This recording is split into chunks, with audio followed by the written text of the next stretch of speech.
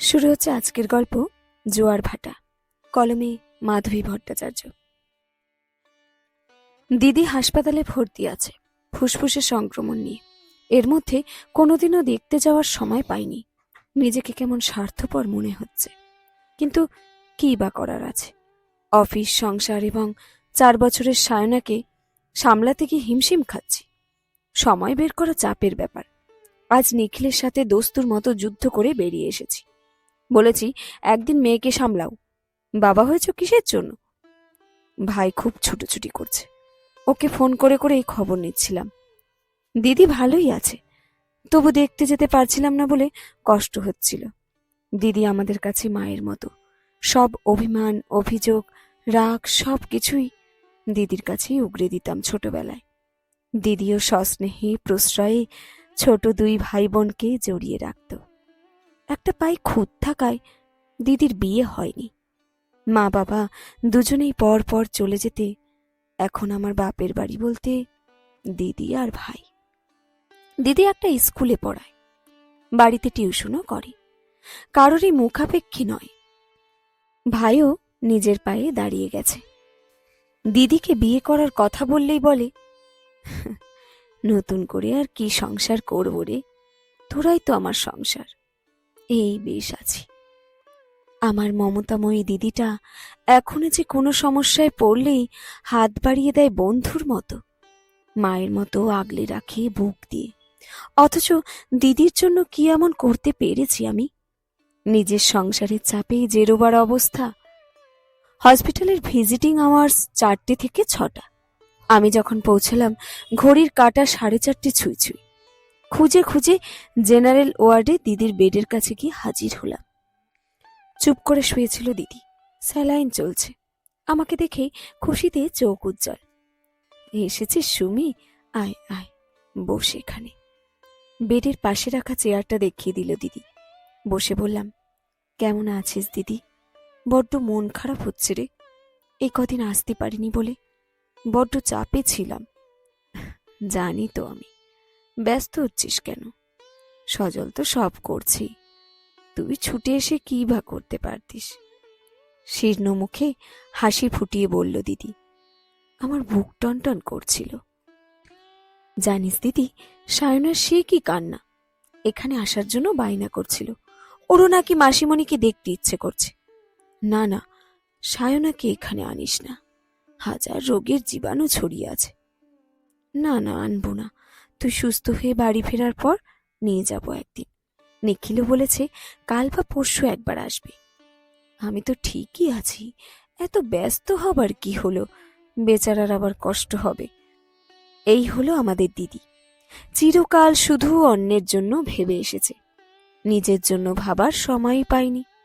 কথায় কথায় দিদি একসময় বলল, জানিস সুমি, অজন্তা এখানে ভর্তি আছে। দেখলে তুইও চিনবি না, এমন খারাপ অবস্থা হয়েছে। চমকে গেলাম। দিদির খুব প্রিয় বান্ধবী ছিল অজন্তাদি। সেই অজন্তাদি এই হাসপাতালে ভর্তি আছে, তাও খুব খারাপ অবস্থায়। এমন কি হলো? প্রবল কৌতূহলে জিজ্ঞেস করলাম, কত নম্বর বেড দিদি? ওই তো কোণের দিকে, 33 নম্বর বেড। দেখে আয় গিয়ে। বড্ড কষ্ট হচ্ছে রে ওর জন্য। আমি পায়ে পায়ে এগিয়ে গেলাম, গিয়ে থমকে দাঁড়ালাম। 33 নম্বর বেডের উপর উবু হয়ে বসে বাটি থেকে মুড়ি খুঁটে খুঁটে খাচ্ছে যে কঙ্কালটা, সেটাই কি অজন্তাদি? স্তব্ধ হয়ে তাকিয়ে রইলাম। একটা ম্যাক্সি পরে আছে, ঢলঢল করছে গায়ে, তোবড়ানো গাল, গর্তে বসা চোখের এই মহিলাকে আমি চিনি না। এ কিছুতেই অজন্তাদি নয়।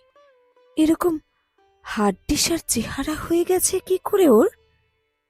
আমি সামনে দাঁড়াতেই মুখ ফেরালো কঙ্কালটা। তারপরেই চমকে উঠল ভূত দেখার মতো। কোনো মতে হাসার চেষ্টা করে বলল, আরে সুমি, কেমন আছিস? শিউলিকে দেখলাম এখানেই ভর্তি আছে। কতদিন পর তোদের সঙ্গে দেখা হলো রে। অবাক হচ্ছিলাম। আমাদের অবস্থা না হয় অত ভালো নয়, তাই হাসপাতালে দিদি ভর্তি হয়েছে। কিন্তু অজন্তাদির বরের অবস্থা তো খুব ভালো বলেই জানতাম। অজন্তাদি ভালো কোনো বেসরকারি নার্সিং হোমে ভর্তি না হয়ে এখানে কেন? জিজ্ঞেস করলাম, কি হয়েছে তোমার? এত অসুস্থ হলে কি করে? আর বলিস না রে, সুগার প্রচন্ড হাই, থাইরয়েডও সাংঘাতিক রকম। ইনসুলিন দিলেও সুগার নামছে না, তাই এখানে ভর্তি হয়েছি। তুমি বড় কোনো হাসপাতালে ভর্তি হলে না কেন? চিকিৎসা ভালো হতো। এখানেও ব্যবস্থা ভালোই। বিজানদা কোথায়? আর তোমার ছেলে কত বড় হলো ওরা? চুপ করে রইল অজন্তাদি। দেখতে পেলাম অজন্তাদির দু চোখ ছলছল করছে। চোখ দুটোতে এত কষ্ট কেন? কি হয়েছে অজন্তাদি? আমি কি তোমায় দুঃখ দিয়ে ফেলেছি? চোখ বন্ধ করলো অজন্তাদি। দুফোঁটা জল গড়িয়ে পড়ল গাল বেয়ে। তারপর প্রায় হাহাকার গলায় বলল, আমার আর কেউ নেই রে সুমি, কেউ নেই। মানে কি বলছো তুমি? কি হয়েছে বিজনদার? আর তোমার ছেলে? বিজনদার আবার কি হবে? ভালোই আছে, ফুর্তিতে আছে। বুবুটাকেও আমার কাছে নিয়ে আসে না, আমার মরে যাওয়ার অপেক্ষা করছে। কি বলছো এসব? অসুস্থ রুগ্ন বউকে আর মনে ধরছে না যে কোনো মতে এখানে ভর্তি করিয়ে দিয়ে দায় সেরেছে। এখন আমি মরে গেলেই বাঁচে। মরবে কেন তুমি? ঠিক সেরে উঠবে, দেখে নিও, ঠিক সেরে উঠবে। আমি সেরে উঠতে চাই না রে। কি হবে বেঁচে থেকে? কাছের মানুষের এত বড় বিশ্বাসঘাতকতা সহ্য করেও বেঁচে থাকতে হবে। উত্তেজনায় হাঁপাচ্ছে অজন্তাদি। হাড্ডিসার বুকের খাঁচা হাঁপড়ের মতো ওঠানামা করছে। দেখে বড় ভয় হচ্ছিল। কোনো মতে সরে এলাম, বলে এলাম, ভেবো না, সেরে যাবে তুমি। জবাব দিল না অজন্তাদি। আমার মনে পড়ছিল বহুদিন আগের একটা অপ্রিয় স্মৃতি। অজন্তাদি আর দিদির গলায় গলায় ভাব তখন। অজন্তাদির বিয়ে ঠিক হয়েছে খুব ভালো একটা ছেলের সাথে।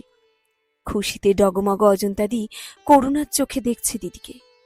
জানি দিদির হয়তো কখনোই বিয়ে হবে না। মনে আছে বিয়ের সব কাজ উৎসাহ নিয়ে করেছিল দিদি। ওর একটুও মন খারাপ ছিল না নিজের বিয়ে হচ্ছে না বলে। সেই সময় অজন্তার এক কাকি দিদিকে দেখে বলেছিলেন, বা খুব মিষ্টি মেয়ে তো তুমি, তোমারও খুব ভালো বিয়ে হোক এই প্রার্থনা করি। সঙ্গে সঙ্গে অজন্তাদি বলে উঠেছিল, ওর বিয়ে হবে কি গো? ওকে বিয়ে করে কোলে নিয়ে ঘুরবে নাকি ছেলে? ও তো খোড়া। কাকি অবাক হয়ে চুপ করে গেছিলেন। আমি দিদির দিকে তাকিয়ে দেখেছিলাম কষ্টে কান্না সামলাচ্ছে। ভেবেই পাচ্ছিলাম না অজন্তাদি এভাবে দিদিকে আঘাত করে কি পেল। রাগে আমার শরীর কাঁপছিল। দিদিকে টেনে নিয়ে তক্ষুনি বেরিয়ে এসেছিলাম। শুনছিলাম কাকি চাপা গলায় বলছেন, ছি অজন্তা, এভাবে কেউ বলে? এত ভালো মেয়েটা। অজন্তা জবাব দিয়েছিল, সত্যি তো বললাম। আমি দিদিকে দিয়ে আমার গা ছুঁয়ে প্রতিজ্ঞা করে নিয়েছিলাম অজন্তাদির বাড়িতে যেন আর পাও না রাখে। দিদি কথা রেখেছিল। এতদিন বাদে অজন্তাদিকে এভাবে দেখব ভাবিনি। দিদিকে গিয়ে জিজ্ঞেস করলাম, কি হয়েছে রে অজন্তাদির? কি সব বলছিল? দিদি একটু সময় চুপ করে রইল, তারপর বলল, ওর বড় কষ্ট রে। অসুস্থতার সময় ওর বর অন্য একটি মেয়ের সাথে জড়িয়ে পড়ে। এখনো সেই মেয়েটির সঙ্গেই সম্পর্ক রেখে চলেছে। অজন্তাকে হাসপাতালে ভর্তি করিয়ে দিয়ে আর এ মুখও হয়নি। ছেলেটাকেও নিয়ে আসে না মায়ের কাছে। অজন্তার মা আর বাবা এখন মেয়েকে আগলে রাখছেন। অজন্তা বোধহয় আর বাঁচবে না রে। কিছুতেই সুগার নামছে না। বড্ড মায়া লাগছে ওর জন্য। এত নিষ্ঠুর বরটা। আহ, বেচারি। বলতে বলতে কেঁদে ফেলল দিদি। আমারও খুব খারাপ লাগছিল। অজন্তাদির ওপর আর কোনো রাগ নেই আমার। ভাবছিলাম দিদির বিয়ে হয়নি বলে সবাই ভাবতো দিদির ভাগ্য খারাপ। আর ভালোভাবে বিয়ে হচ্ছে বলে অজন্তাদি নিজের সৌভাগ্যের অহংকারে দিদিকে অপমান করেই বসেছিল। কিন্তু দিদি অনেক ভালো আছে এখন, বরং অজন্তাদির সব থেকেও কিছুই নেই, কেউ নেই, বেচারি। জীবনের জোয়ার ভাটার খেলায় এভাবে যে হেরে বসে থাকবে স্বপ্নেও ভাবিনি হয়তো। শেষ হলো আজকের গল্প জোয়ার ভাটা। কলমে মাধবী ভট্টাচার্য।